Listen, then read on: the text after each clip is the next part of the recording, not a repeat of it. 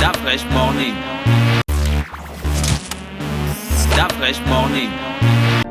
Vous êtes sur les 104.5 Urban FM, la station urbaine, et vous écoutez le La Fresh Morning, votre émission interactive au 065 05 10 45, diffusée du lundi au vendredi de 7h à 10h.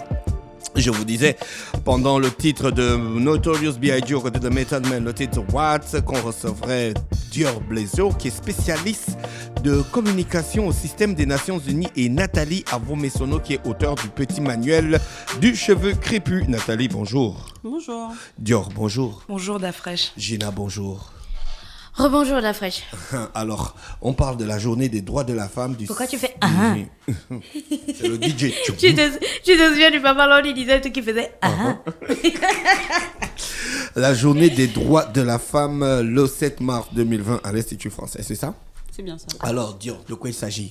Alors, l'édition de la journée internationale des droits des femmes, c'est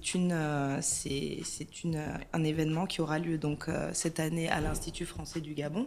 Donc, il va être célébré en différé ce samedi 7 mars et sous le thème Génération Égalité, levez-vous pour les droits des femmes. Donc, ce thème fait référence à la nouvelle campagne plurigénérationnelle lancée par ONU Femmes, Génération Égalité, qui marque le 25e anniversaire de la déclaration du programme d'action de Beijing. Voilà. D'accord. Et donc concrètement, qu'est-ce que les Nations Unies ont décidé de faire pour la célébration de cette journée au Gabon? D'accord. Alors concrètement, elle sera célébrée en 4 temps.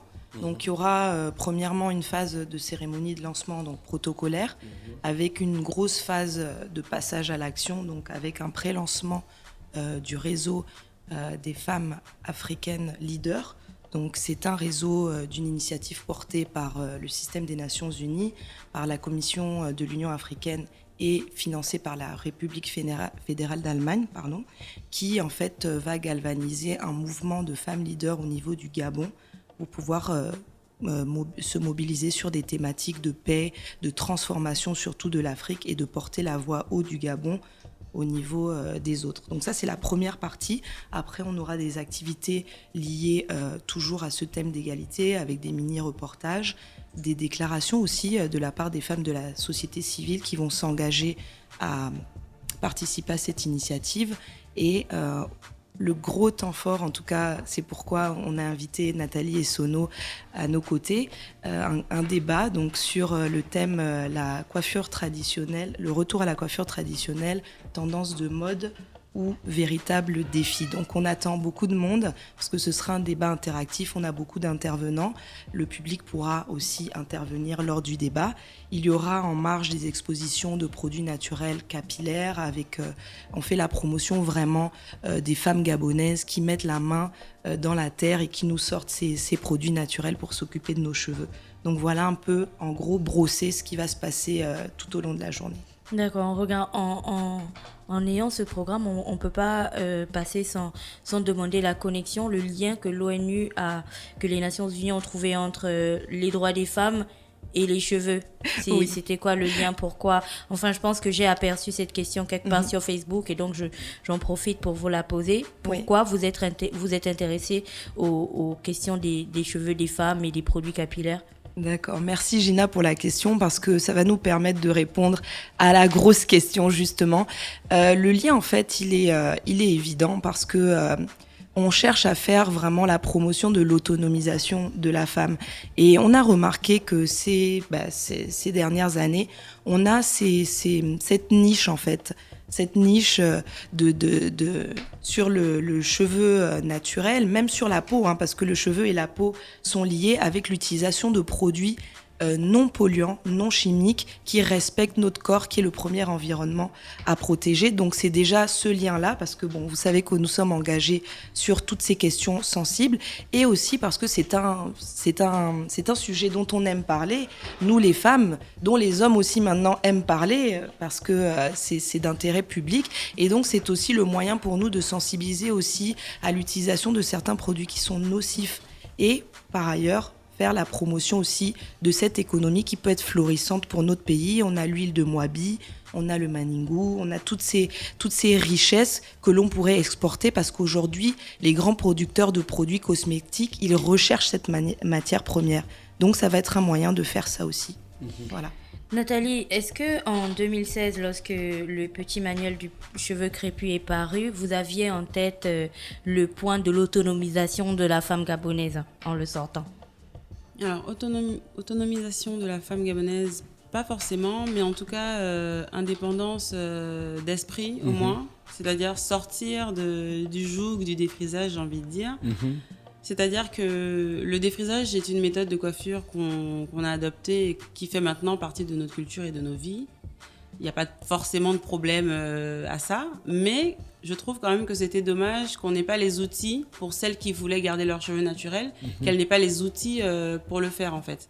Si vous voulez, le défrisage, tout le monde sait très bien le faire, tout le monde sait s'occuper de cheveux défrisés, mais dès qu'on commence à parler de cheveux crépus, de cheveux afro, là, il y a panique, quoi. Dans le salon de coiffure, il y a plus personne qui veut coiffer, plus personne ne sait comment faire.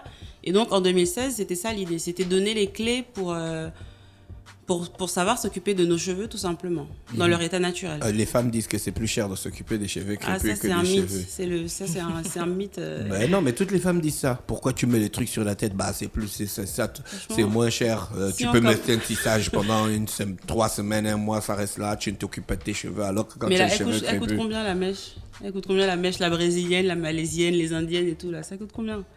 Moi, je sais pas à moi de dire. Hein. Ouais, moi, je sais que si les femmes n'utilisaient plus ça, on devait faire des économies énormes pour le PIB national. Tu vois le truc. Tout à fait, parce que pour les hommes aussi.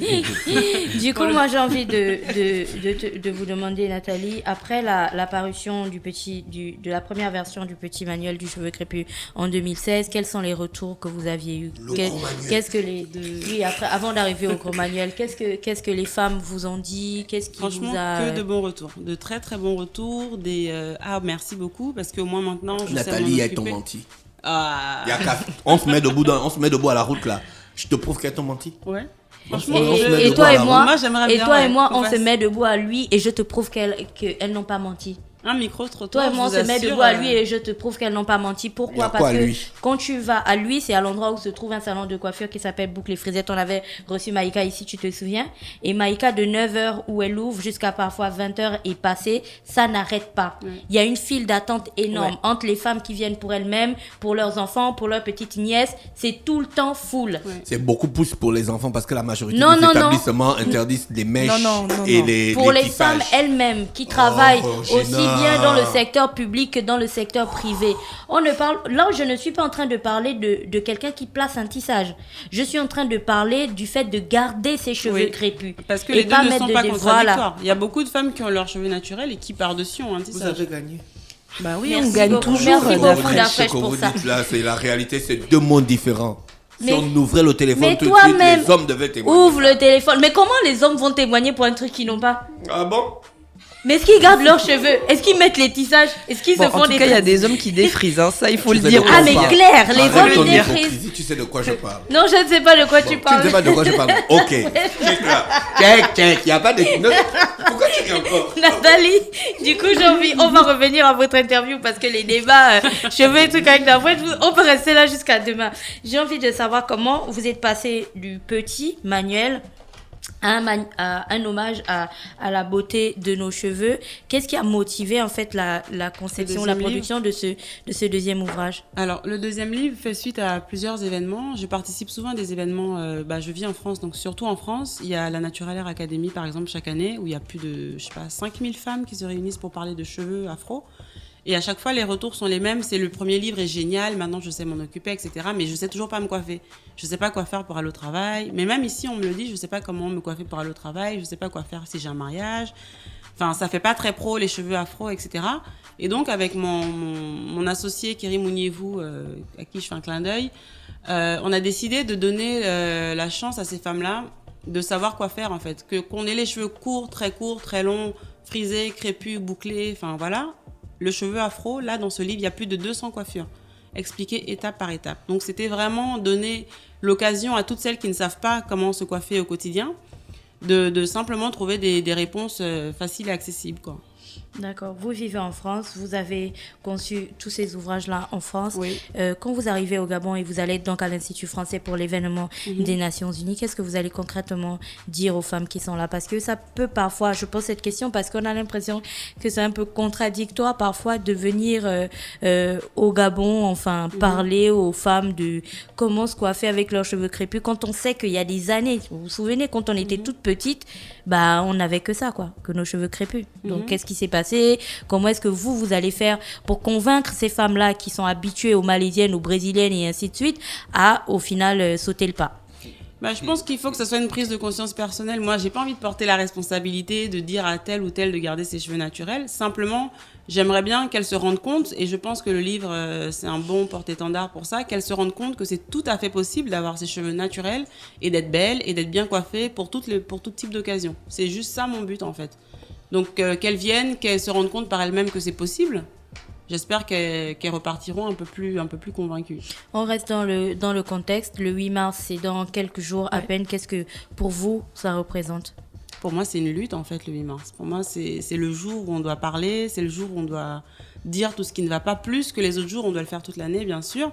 Mais le 8 mars, c'est vraiment le jour où on doit pointer et faire une liste de tout ce qui ne va pas et sur quoi on a encore à Justement, évoluer. pour vous, parce que ce matin on en parlait encore, les choses que les femmes réclament en France, aux États-Unis, en Belgique et ainsi de suite ne seraient pas forcément les mêmes choses que les femmes réclameraient au Gabon. Voilà. Qu'est-ce qui selon vous est le point sur lequel on doit encore, le monde entier, ou voilà, a encore des efforts à faire en ce qui concerne le droit des femmes? Honnêtement, c'est l'autonomisation. C'est l'indépendance financière, principalement, parce que pour moi, c'est le nerf de la guerre. Dépendance financière, autonomisation, qu'elle-même elle paye leur tissage. Voilà, et tout non le mais reste c'est vrai, avec leur non mais c'est make-up. vrai. Et ça serait bien. Que ce soit les tissages, que ce soit la paire de chaussures, que ce soit la voiture, la maison, Ouais. si toutes les femmes étaient en mesure de subvenir à leurs propres besoins, elles seraient moins dépendantes des hommes et donc elles subiraient moins tout La ce pression qu'on des voit hommes. aujourd'hui. Voilà. ça. D'accord. Est-ce que le petit manuel du cheveu crépus, mais aussi le petit manuel du cheveu crépus le petit manuel des coiffures crépus, est-ce que les deux seront disponibles lors de Totalement, l'événement? oui. Il y aura quelques exemplaires. Il y aura inédits. quelques exemplaires, ouais. D'accord, je pense qu'on a fait le tour ce matin. Dieu remercie. Oui, moi je voudrais juste, s'il te plaît, si vous pouvez me permettre, déjà rappeler à tout le monde d'être là. C'est entrée libre pour tous et pour toutes. Donc il n'y a pas de discrimination. Oui. Samedi, j'espère que tu seras là, Gina, hein, vraiment. Oui, je serai là samedi. Voilà. D'accord. Donc il y a ça, et remercier aussi tous les partenaires qui ont permis que cet événement soit possible. Donc je pense notamment à l'Institut français qui nous a donné les lieux, à Air France qui a permis que Nathalie puisse être là, et tous les autres, Safou Cosmétiques, Boucle et Frisettes. Donc vraiment, il y a du beau monde et on espère que tout le monde sera présent. Merci. Merci Dior et Nathalie qui est avec nous ce matin sur les 104.5 Urban FM, la station urbaine dans Luda Fresh Morning. Merci encore à tous les auditeurs qui sont avec nous. On se retrouve juste derrière. Luda Fresh Morning.